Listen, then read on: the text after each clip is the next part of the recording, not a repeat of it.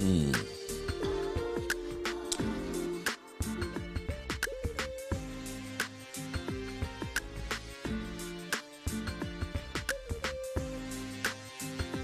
I love it.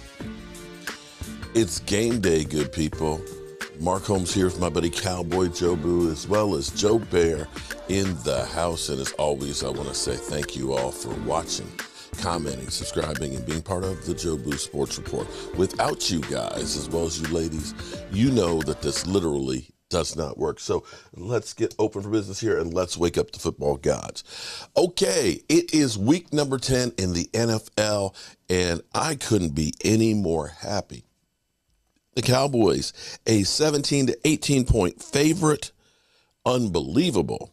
17 to 18 point favorite, the biggest in the NFL.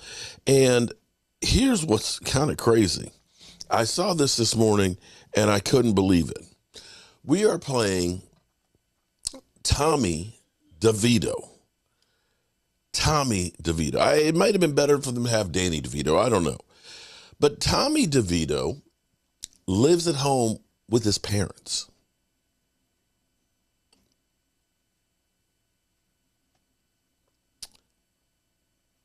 He lives at home with his parents. And this is a quote from him. I don't have to worry about laundry. What I'm eating for dinner, chicken cutlets. And that's all waiting for me when I get home, when I get there. My mom still makes my bed. Everything is handled for me.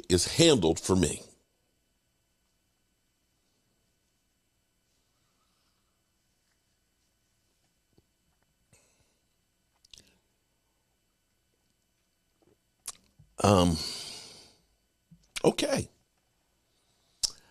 I'm just curious. I guess he's not on the Jimmy G plan that he's dating porn stars or anybody for that matter. Will the Cowboys send Tommy DeVito running home crying to his mama? They would want to. The Cowboys would want to jump on Tommy DeVito and the New York Giants early and get this thing on. Literally finish him early. If you lose to a guy who's still living at home with mama,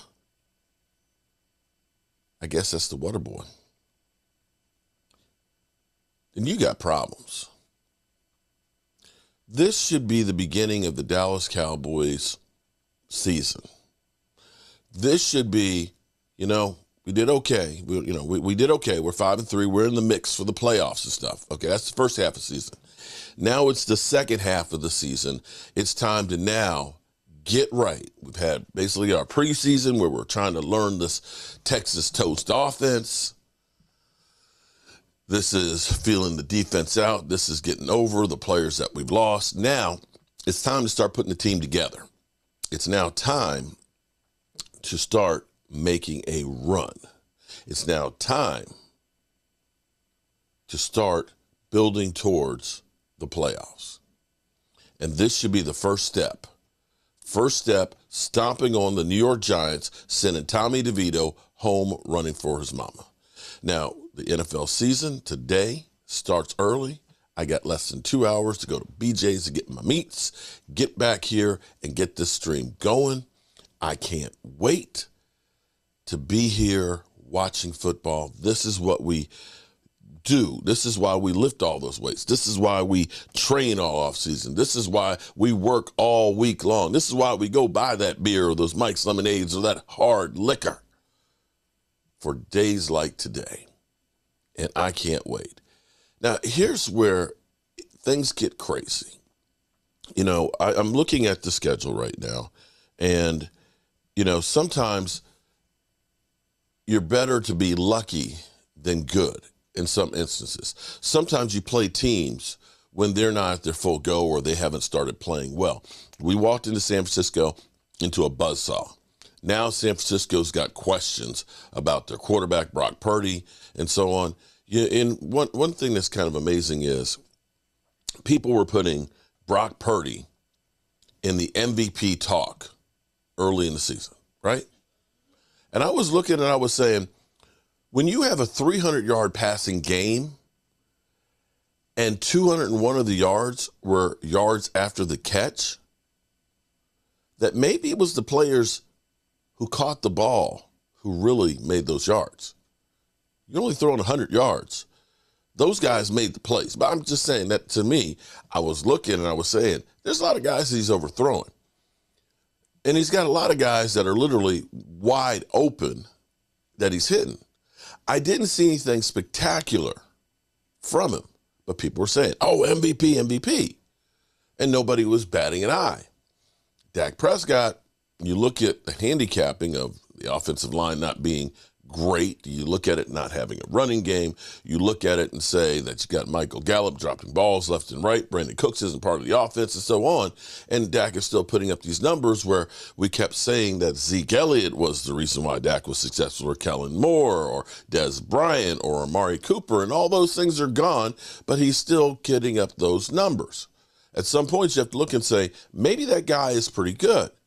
So Micah Parsons goes out and says he should be in the conversation for MVP. And everybody goes crazy. Oh, my God, how can you do that? Are you crazy? But nobody batted an eye with Brock Purdy. Okay, just checking and seeing. But teams like the Buffalo Bills, that everybody, like last year, put them as a Super Bowl favorite, one of the best teams in football, is kind of struggling. They're kind of struggling. Josh Allen up there with interceptions, the most interceptions since 2018 at 69. And I'm betting it won't stick at 69. Betting it won't. I bet you it'll be at 70 because he's had an interception 5 straight weeks. I'm betting it'll be 6. But then again, it's because they're not the Cowboys. Let's listen in and see what they say about the Buffalo Bills going into today. Started over, this year's over. Window shut. The Buffalo Bills window is shut this year. And he should shut it because if you're in Western New York, it's finna be cold as hell anyway. That's right. When you think about this team and the way that this season started and you looked at this roster, it's just not the same roster. And it's no disrespect to Sean McDermott, no disrespect to Josh Allen, Stephon Diggs. But when you become what they've become defensively, when you struggle to score points offensively, because so many times the last 4 or 5 weeks, we've looked at the final score for the Buffalo Bills and the way that they've eked out points late, but they haven't been able to score, and they don't have a defense right now that could create stops. When the last drive started, the first thing that the Cincinnati Bengals do is throw a deep post corner to Tyler Boyd. You know why? Because you have no fear. You have no fear that you can't protect. You have no fear that there's someone on the outside that can lock up man-to-man. And when you get rid of Leslie Frazier, or when Leslie Frazier takes a break and Sean McDermott takes over, he takes over thinking he's going to have Tre'Davious White.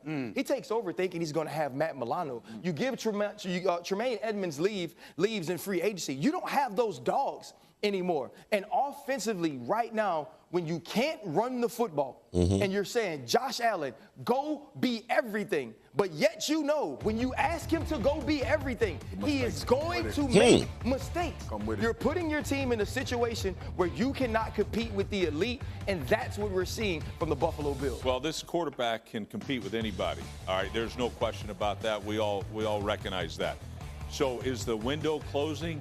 This year, you're right, RC, you talk about that defense. Well, let's look at it statistically. In 2021, they were number 1 in the league. Last year, 7th. All right?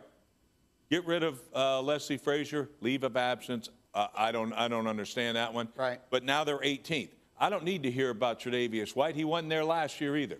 Okay? Injuries happen in this game. But you certainly can't overcome, you know, Milano going down or whatever. This team's not. They're 18th.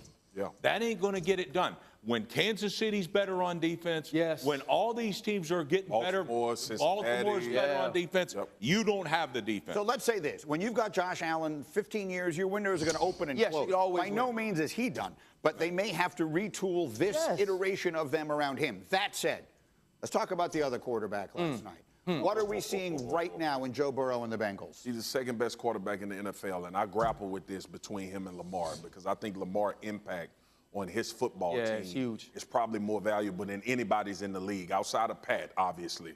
But Burrow is healthy, and we all knew it was coming. We all knew once this calf could really carry the full brunt of playing a position at a very high level. You see the scrambling ability. Sometimes we forget that Joe Burrow is an athletic quarterback as well. Right. Not deemed dual threat, but he can get out of harm's way. A week ago, he converted some big third down conversions with his legs. But I'll tell you this, is what RC said at the beginning. Man, he ain't gonna blink, bro. We've been saying this since LSU. Remember when we sat there and smoked cigars? Yeah. He will not blink. When Joe Burrow got the ball back against Buffalo, there was no doubt in his mind that Buffalo wasn't getting the ball back. He knew it, and he's going to do whatever it takes to win a football game. It don't matter what happens. He's going to do what he takes. Yeah. You said that in our meeting today. Like, that's what I love about Joe Burrow. Whether I got 5 yards or 500 yards, I'm going to make the right play every single time. If I got to throw it 2 yards, I'll do that. If I have to throw it behind the line of scrimmage, I'll do that. If I have to just rush outside of the pocket so we don't take a loss. There's a play last night where there's a rusher that comes free. He just throws the football away, and you hear Chris Collinsworth say, those are the sorts of plays that don't show up on the stat sheet, and they don't. It's because he doesn't take a loss. It's because I'm not worried about necessarily getting all the glory. And what we saw last night was 348 yards. One of the best wide receivers in the entire world only has 41 because the Buffalo Bills decided we're going to take him away. That's all right. You bring Rasul Douglas in, you're going to sit him on that other side with T. Higgins. Well, I'm going to eat your face up the entire night. There you go. That's what I love about Joe Burrow. We're going to end that there because I need to go ahead and get flashback. Get the meats and everything and get ready for today's game. I appreciate each and every one of you guys. And as always, we'll see you soon. Our coach here, and as always, I want to thank you all for watching, commenting, subscribing, and being part of the Joe for the Sports Report.